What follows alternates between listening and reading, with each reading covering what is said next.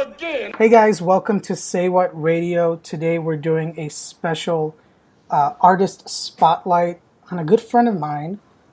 Goes by the name of Ray Cox. How are you doing, Ray? I'm good. How are you today, Tony? I'm good. We've been talking about doing this for a while, since as long as have we known each other. And last time we got together, we were talking about content creation, creating stories, and then eventually geeking out over all kinds of stuff. But we're finally going to put this to tape. Sounds like fun. Yeah. So Ray is a writer, and you are in the process of getting your first, not even your first one, like your first couple books published. Is that right? Yes, that's correct. So I have two novels that I want to release simultaneously, and I'm in the final stages of getting it, I guess, sent out to the publishers so that they'll accept it and then move on to the next stage, which will be the fun part, which is designing the cover of the books. Okay, cool. So yeah, let's just dive right into what these books are all about. Now, it's like sci-fi with a little bit of kind of like theology in it. Am I right about that? Yes, it's a sci-fi fantasy / drama, and so I'm going for I guess I really consider it a sci-fi novel with drama elements and even Cool. some horror elements too, as we're dealing with demons and how they affect humanity and angels as well, and how angels were once demons were once angels, and so that's the horror aspect of the decline of angels, or the fall of the angels, as I put in my books. So we're talking like a big epic, universal kind of story here, right? Like it's a big kind of battle and conflict here, right? Yes, I kind of like mapped out at least 10 books Wow. in my mind. So yes, I want it to be a pretty big deal. Hopefully it'll eventually get to where I want it to be on TV and movies and or graphic novels, comic books, cartoon series, all that type of good stuff. So let's get the branding settled, and let's get it, to start with. What's this whole world called? What's this whole series called? Okay, so the tentative title, which I'm also still kind of like trying to finalize a title, but the first series is called The Chronicles of Xandis, and the second novel is called The Archives of Delilah. Those are both centered around my two main angels. And is there like a name for the whole universe, like an all-encompassing, like Star Wars kind of thing or something? Well, the team is called Chrysos, but I kind of like still use Earth. They dwell in the spirit realm, so they interact with humans as well as spiritual entities. Though, of course, most times you don't see them, but they so I still use the setting of the current world. Okay, cool. So just by and you've explained some of this to me before, and just explaining it now, like, and you just mentioned you have 10 books like mapped out in your head. What inspired you to build this like big world? Did it start off so big, or did it keep growing? Did it take on a life of its own kind of thing? Yeah, it kind of grew. I started out with really just one book in my mapped out, not even mapped out, but just the inspiration for one book, and then it just, like, as I literally got to know my characters and interviewed them and literally talked to them, they kind of like told me more about themselves and more about what happened to them and how they got to this point. And then I just saw that it was too small to be in one or two books. Wow. Wow, that's awesome. I love what you're talking about, how like these characters become so real that it seems like it's less about you creating them, and suddenly you're just like chronicling them? How is that process? That's exactly the that's a good word how you like chronicling. Um, there were times where I literally I didn't know where the story was going and what happened, and I remember actually having a conversation in my head with the characters. They really exist to Yeah. me. I think they're real. I for really think they're real. Um, but I remember having a conversation where I was trying to figure out how how one of my main characters fell in love with his teammate, and I remember his partner had said, I asked, I said, so what happened? How did Xandis and Anara get together? And he said, well, I got him on the team with Anara. And I Hmm. said, that didn't sound right. And then he said, yeah, that happened. And then and then I asked Anara, so I said, so did you invite him on the team? She said, yeah, and this is what happened. And then she kind of like literally told me how they got together and they worked together, and she hated him at first, and then she ended up respecting him because she helped him get to a position of power that she was working towards. Wow, wow, that sounds. It sounds like, yeah, like a big world is coming to life, and you're just along for the ride at this point. Yes, that's correct. So it's you got these two coming out, but you want to do like a simultaneous release of two books. Maybe we'll scale down, and we'll start there so we could kind of get a grasp of what this is all about. Like, can you break down a little bit? What are these two books, and what sides are they telling of the stories? Yeah, so basically, the series is about a team of angels. They're belong to the group called Chrysos, and so what happens is I wanted to show two perspectives the of two different angels working on the same case, but they follow different leads. Okay. So the main character Xandis in one book, he's following one lead, and the team splinters off, and I focus kind of like following them in their different endeavors, and then the same thing with Delilah as she follows a different lead and has her own adventures. So they work together, they come together at times, and then they split back apart, and throughout the series as well as this novels as well as these novels. So is the idea that you should read one before the other, or do they stand alone? Do you go back and forth? How do you see that working out?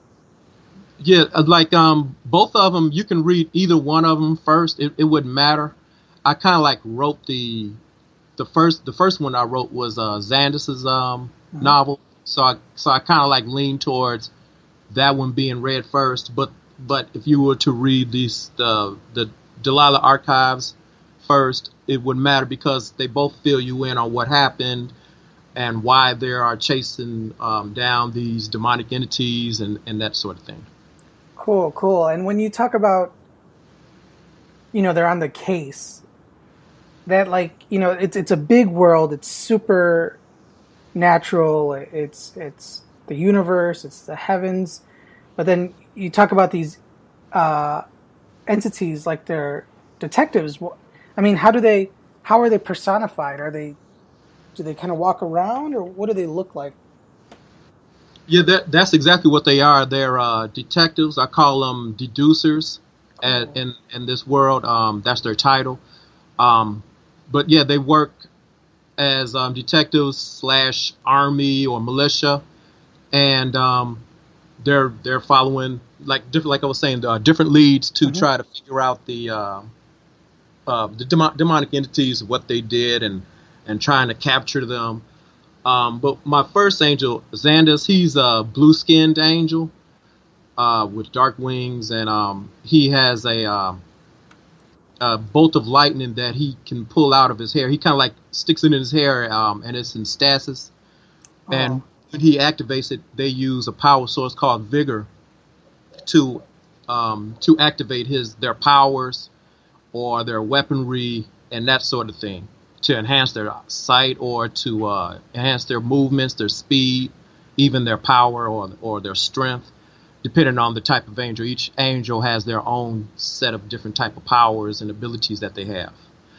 Delilah, she has gems or diamonds, different jewels that she has socketed in her breastplate, and she can enhance those or use vigor to pull out the properties for different uses. Say, for instance, an opal might be able to create light and heat, or an emerald she can use to vines could spring forth and entangle different creatures and that type of thing.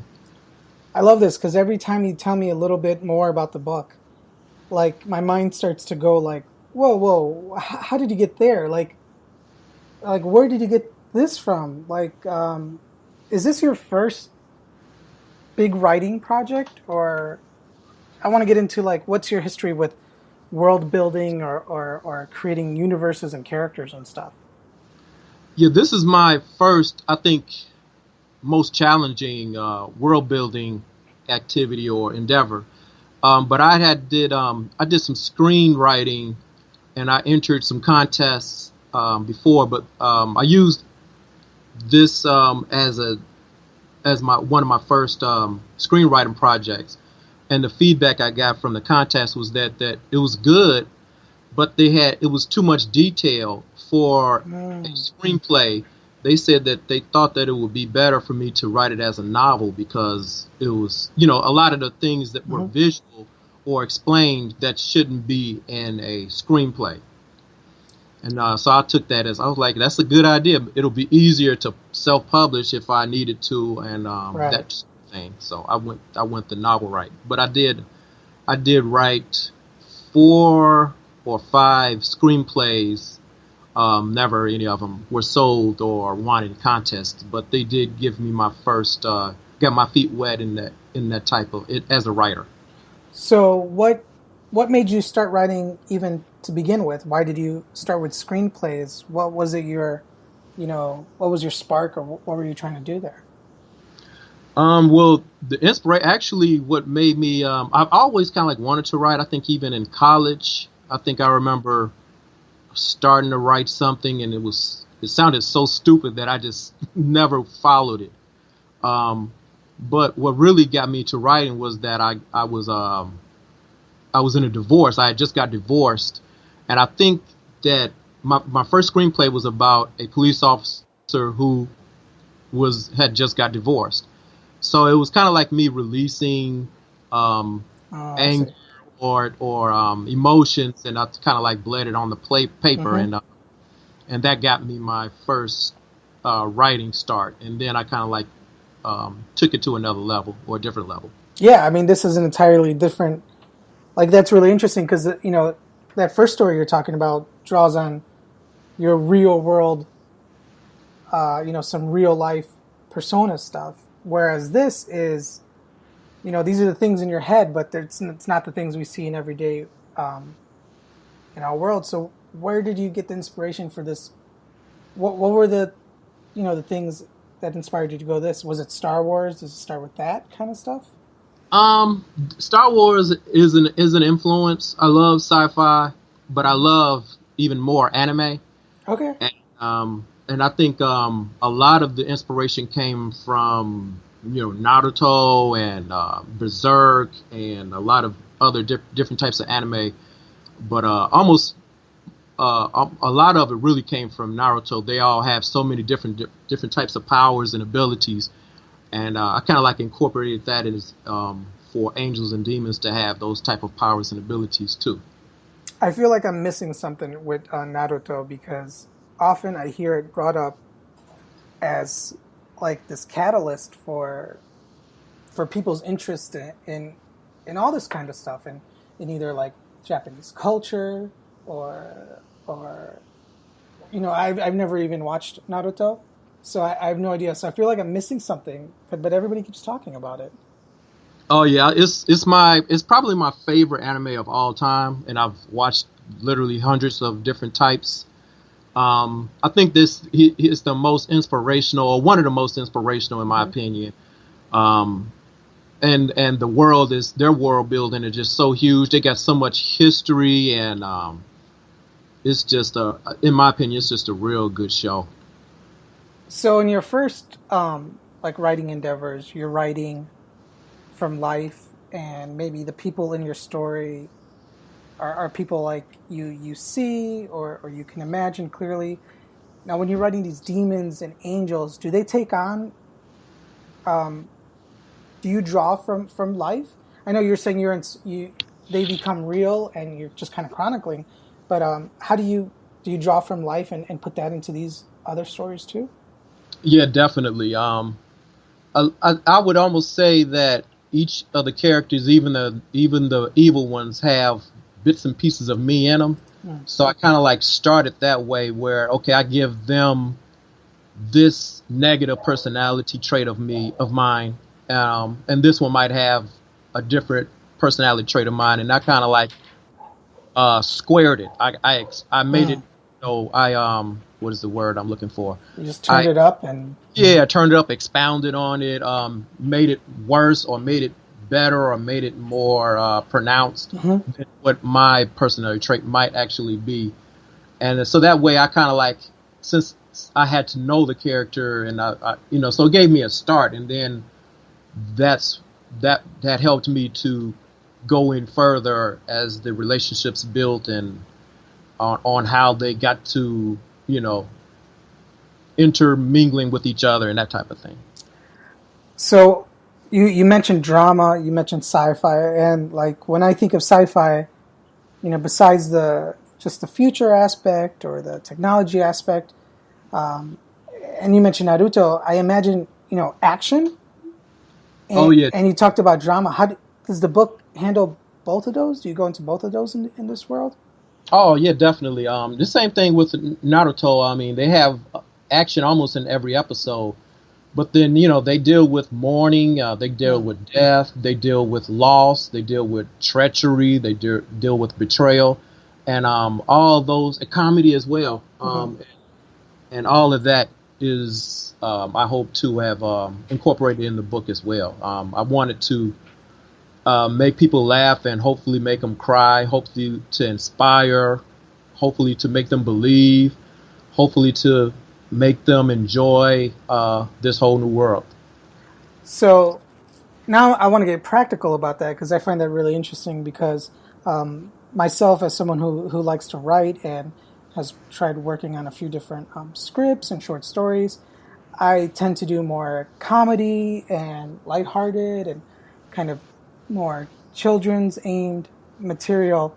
If I ever get to those points where I needed an action scene or a car chase, I've literally just written car chase happens here, and then I skip because I can't get my head around like action. Do you find difficulty like moving from covering all of those different aspects of that drama? No, you know what? I guess because I like so many different types of genres. I love, thrillers, mysteries. Mystery was my first love. I think my first novel that I wrote was an Agatha Christie book. Before I got into sci-fi and sci-fantasy more in particular. But no, I guess I don't have. The problem almost is that I kind of like go into too much detail, and sometimes I think that maybe I shouldn't. Maybe I should shorten it. I don't know, but I don't particularly have problems with it. And maybe it's because I watch so many different types of cartoons where they have a lot of action involved, and so I kind of like I draw from that and try to make it my own. Okay. Did you have any difficulties going from you were trying screenwriting first to full-blown novels and this world building and changing up your formats? Yeah, I guess I did have difficulties because me going through 14th revision should show that right there. Yeah, it's a process. Well, it's a big world. Yeah, it's a big world, but more so my problem is my grammar needs work, so I need to just tighten up on grammar. A lot of that is the problem. But then each revision that I read, I see where I can expound on a thing, or maybe I can cut this out because it doesn't work anymore, or maybe I should move it to a different sentence because it'll flow better. So it is a process, and I guess I've been working on this really as a screenplay since 2007, 2008. So yeah, it's a process. Yeah, I think that's where that's where I'm a bit afraid of the prose world, and I stick to screenplays because I can live in, I could live with the broken grammar because I'll just say that's how those characters talk anyway. So that's my excuse for that stuff. How is that process working with publishers or shopping your project and putting it out there? What's that like? Well, it's not that. I mean, I guess I only tried one publisher, and then and they accepted me. So that problem, that wasn't a problem.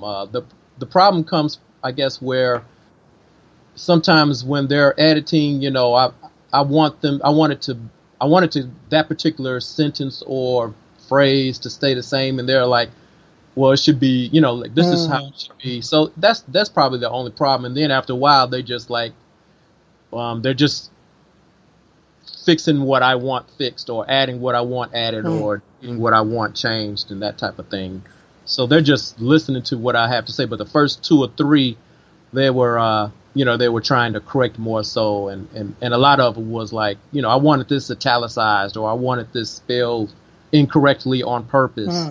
That type of thing. So, how is that as an artist and a creator for something you've been, putting years of effort into, and it has been, percolating in your mind for even longer? You make this art, you put it out there, and then how is it to receive criticism? Like, is it something easy for you to deal with?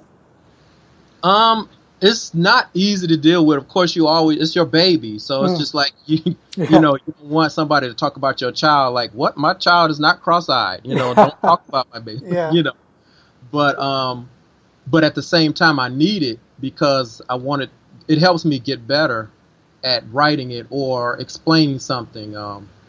So it really does help. But the editors, they're really just editing. They didn't do what they call a LBL, a line by line, telling me, well, like this, you shouldn't put this here because, this doesn't make sense, or whatever the case is. But I used to belong to a online writing community where I posted like a chapter or the first few paragraphs, and I got real positive, well, not positive feedback. I meant positive as it helped me to like, oh yeah, this doesn't make sense now. Okay. Now that they mentioned it. Like, I shouldn't do this. So it helped me tremendously to get that feedback. And I think that I'm here with a better script or manuscript because of it. So, see, that's interesting. It's one thing to put your stuff out there for the publishers who are interested in it, and you give them something that they're like, they see something in, and maybe the online community who is receptive to what you have to say as an artist. Break it down when you're at a picnic, a family outing, and someone says, "Hey Ray, what's that? They say you're working on a book. What's that about? How do you? Are people prepared for this entire world you're about to explain to them?" Not really. I guess they kind of like anybody that knows me. I guess they know that I like that type of stuff. I love heroes and sci-fi and Star Wars and Star Trek and all that stuff. Yeah, I'm a Trekkie. Not a real. I guess I wouldn't say a Trekkie. I guess I like Star Trek, but I wouldn't say I'm a Trekkie. But I like them both. I mean, so I guess if they were to hear it, they're just surprised, and everybody just kind of like, are you sure this is kind of intriguing? Oh, that's awesome. Yeah. Yeah, that works out then. So. I wanted to get into let's because these worlds are so big, and you got all this mapped out. You said you got 10 in your head. how much do you have like written down, or do you have notes everywhere, or what's your creative process looking like these days?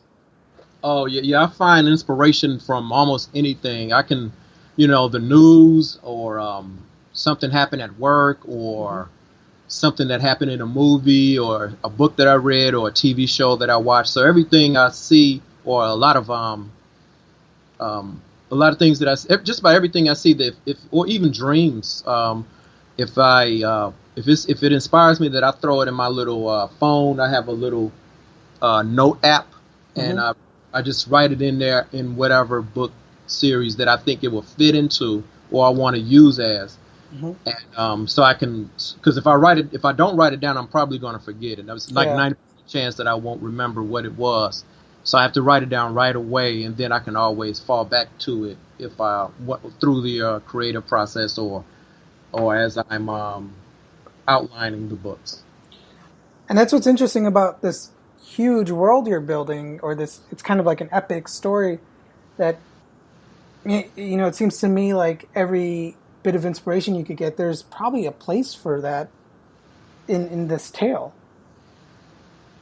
Yeah, I mean, it's true. It's I guess like the horror aspects. I kind of like think of something like a Blair Witch. The Uh-huh. forest, the Black Forest, and how the tension built on them trying or them being lost Uh-huh. or not knowing where they need to go or what's going to happen next. So I kind of like draw from that type of thing.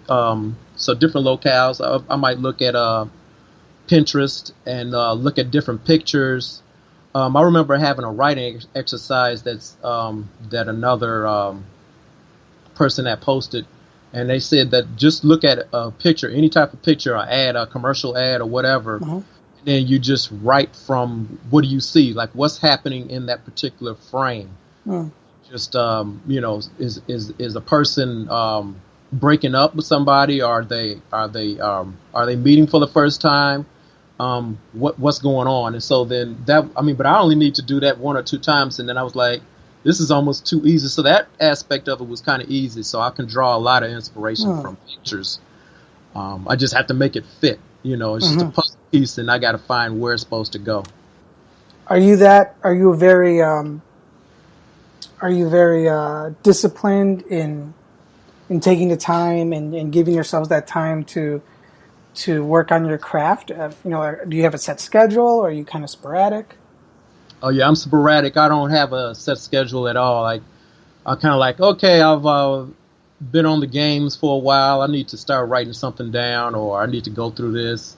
So I need to kind of like get a schedule so that I can make sure that I get as much writing in as I need to. But sometimes it's like, because I'm working on the newer things as Hmm. well as revising the other, I can only write so much because I still don't know.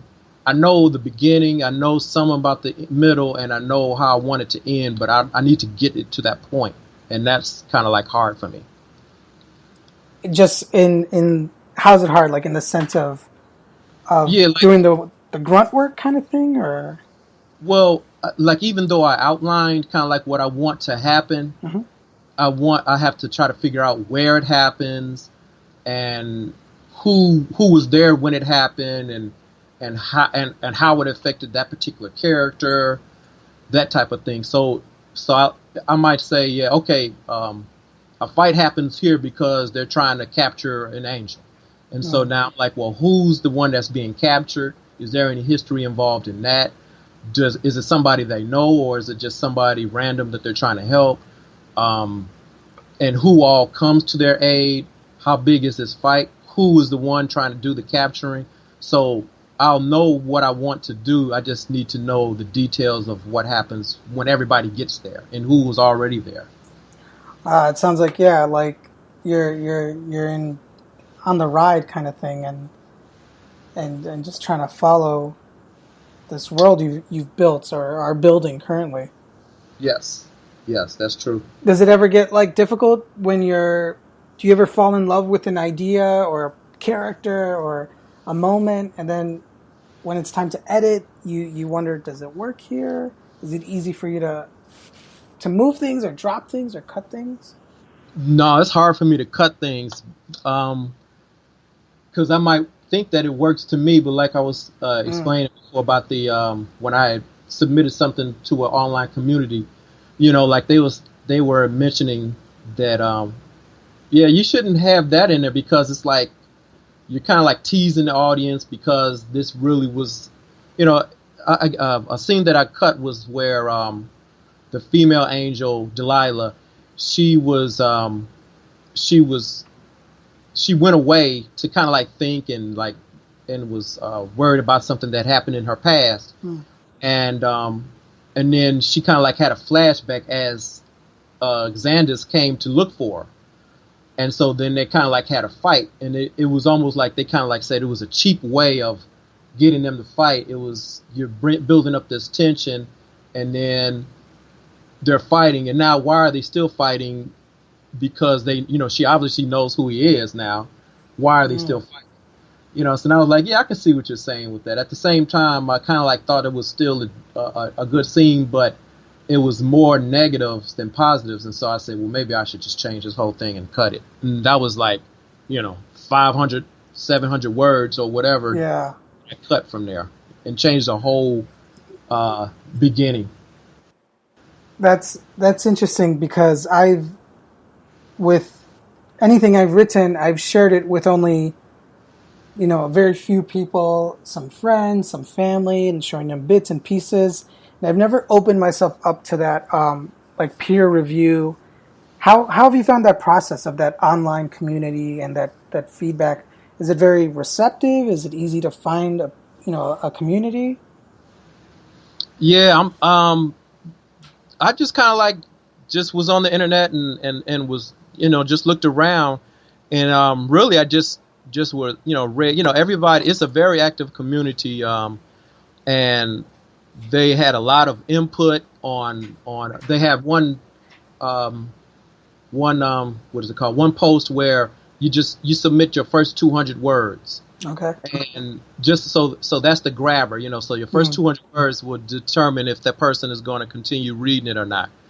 And so it was a real good input on like, yeah, I would continue reading, but you can make this better. And then they'll question, well, this doesn't make sense. Why did this particular person, do this or whatever the case is. So it was a lot of help.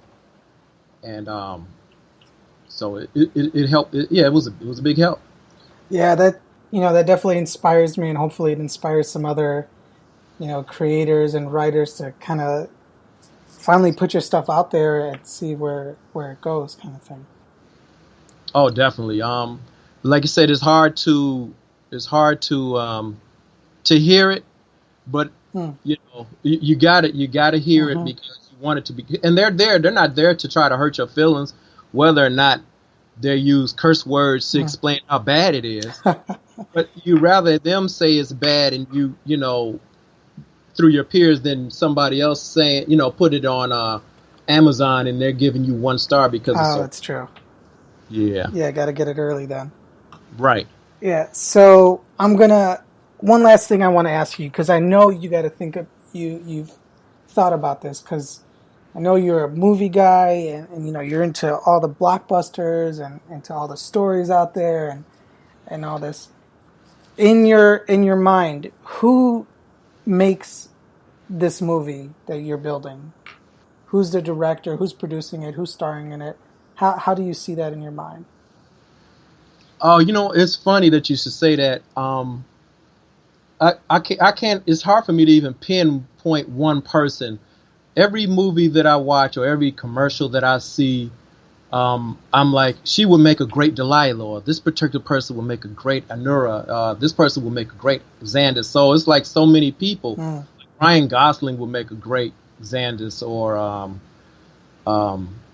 Emma Stone will make a great Delilah. So it was, but it's so many different people that at least visually fit the what I depict my angels and demons as well, because when I talk about the demons, this I have there are scenes where they're angels, so they interact with the other angels before they became demons. So I always look at what that looks like. They have to be, a person, like Madonna. I mean, not Madonna. What's her name? Oh, Marilyn Monroe. She has the perfect look for my Anura, that who's a demon, but at the time when she's an angel, she has scenes, where she interacts with Delilah and Xandas. She would be my perfect, if she were still alive, of course.